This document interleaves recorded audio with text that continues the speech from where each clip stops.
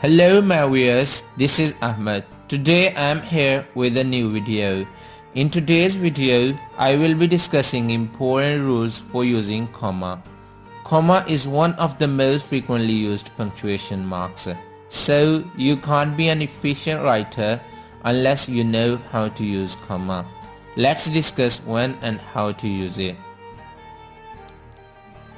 Rule number 1. We use comma to separate a name or other words that we use to address someone from the rest of the sentence. Here is an example. Ahmed, what are you doing? Or what are you doing, Ahmed? Let's take another example to make it more clear. I think, sir, you are very busy today. Let's move to the rule number 2. We use comma after every 3 digits from the right in a number, as in 1 million. However, sometimes commas are omitted in numbers as in years like 2009. Rule number 3. We use comma when we introduce a list of more than 2 items in a sentence. For instance, poverty, corruption and unemployment are the main problems of my country. Rule number 4 suggests that we should use a comma in direct speech to separate the reporting clause from the reported clause. Clause means a group of words having a subject and a verb. Take a look at the example. He said, I shall not come tomorrow. Here, comma separates the reporting clause, he said, from the reported clause, I shall not come tomorrow. Next, comma is used to separate the subordinate clause from the main clause. A subordinate clause is a clause that can't stand alone. It is less important than the main clause and it depends on it. We use comma when subordinate clause appears in the beginning of the sentence.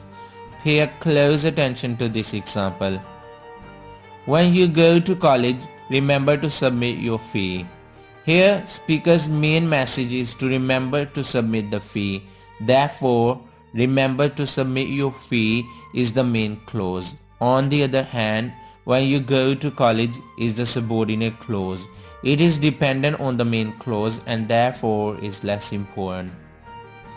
Rule number 6 is quite simple. It is essential to use comma when words in a sentence appear in an unusual order. For example, if I say, I think you're busy, there is no need to use comma because words are in a usual order. However, commas are necessary when I say, you, I think, are busy. Rule number 7. Non-identifying words, phrases and clauses are separated with commas.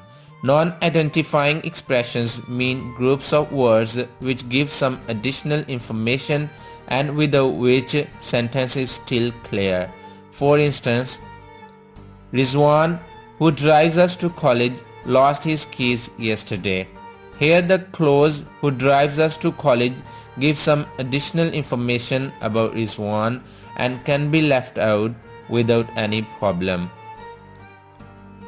Comma is used after an adverb that appears in the beginning of the sentence.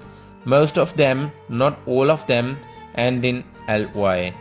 For example, surprisingly, he phoned me at midnight. Some other examples of such adverbs are however, additionally, firstly, on the other hand, etc. Now let's take a look at the last rule. Rule number 9. We use comma to separate participial phrases from the rest of the sentence.